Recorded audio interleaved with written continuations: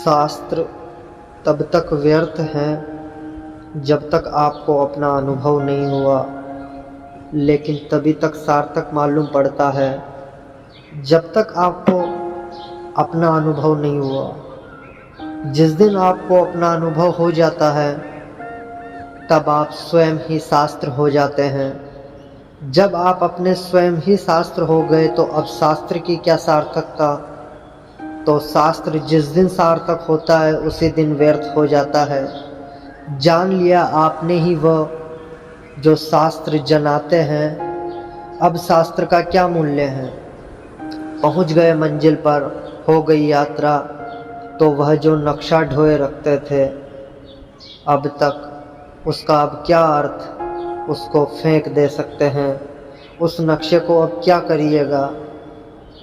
बुद्ध कहा करते थे कि कोई नदी पार करता है नाव पर, पार होते ही नदी नाव व्यर्थ हो जाती है, फिर उसे वहीं छोड़कर चल देता है।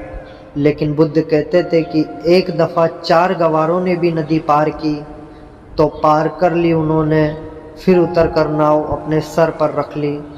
गांव के लोगों ने बहुत समझाया कि हमने और पार करने वाले भी देखे, नाव वहीं छोड़ देते हैं, यह तुम क्या करते हो। तो उन्होंने कहा, जिसने इतना सहारा दिया उसको हम ऐसे ही छोड़ दें, हम ऐसे गंवार नहीं। फंस गए। नाव ने नदी तो पार करवा दी, अब नाव कैसे पार हो। अब उसको सिर पर लिए घूमने लगे, अब उस नाव से छुटकारा ना हो। और ऐसा मत सोचना कि वे लोग मर गए, वे मर गए लेकिन उनकी औलाद वह नावों को ढोती रहती है। वे कहते हैं हमारे बाप इसी शास्त्र को ढोते थे, हम भी इसको ढोएंगे। उनके बाप के बाप ने भी यही किया था, अब हम क्या कर सकते हैं, मजबूरी है। यह सदा हमारे बाप दादों के सिर पर रहा, हम भी इसको सिर पर रखेंगे। और फिर यह शास्त्र नाव है, इससे कितने ऋषि मुनि पार नहीं हो गए हैं।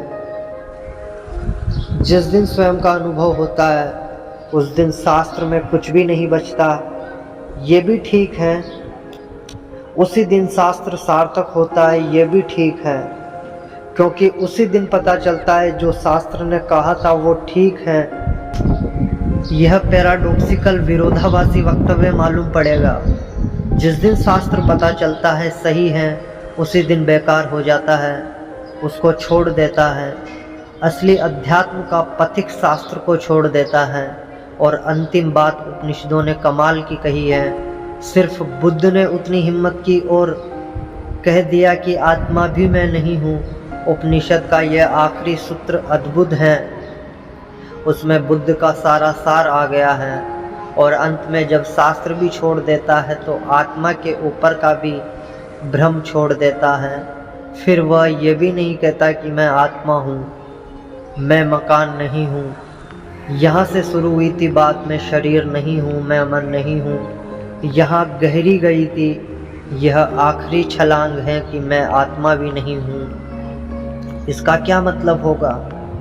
इसका मतलब यह होगा कि अब मैं कोई भी अपनी सीमा बनाऊं वह नासमझी है। जब हम कहते हैं मैं आत्मा हूँ तो आपकी आत्मा अलग हो जाती है, मेरी अलग हो जाती है। जब मैं कहता हूँ मैं आत्मा हूँ तो मैं व्यक्ति हो जाता हूँ और यह सारी समष्टि मुझसे अलग हो जाती है।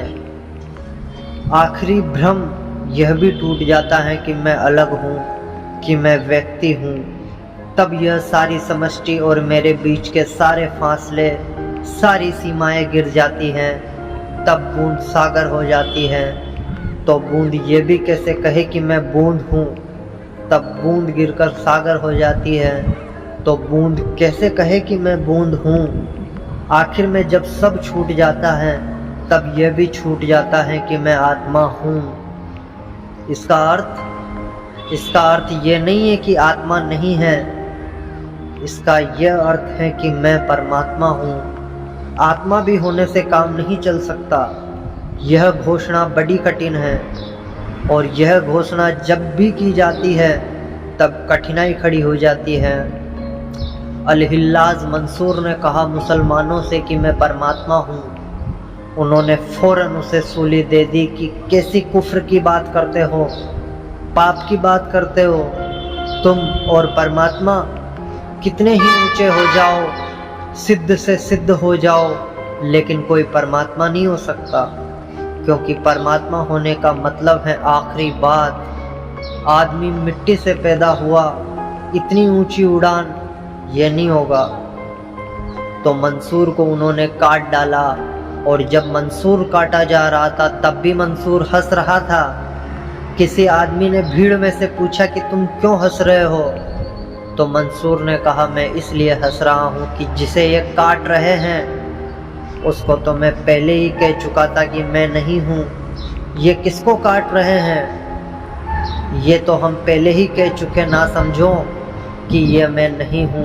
और जब हम यह कहें तभी तो हमें पता चला कि हम परमात्मा हैं। मैं परमात्मा हूँ, वह मरते दम तक, आखिरी दम तक उसकी ज़ुबान से अनल हक अनल हक, मैं हूँ ब्रह्मा, मैं हूँ ईश्वर, ये आखिरी शब्द उसके मुंह से गूंजते रहे।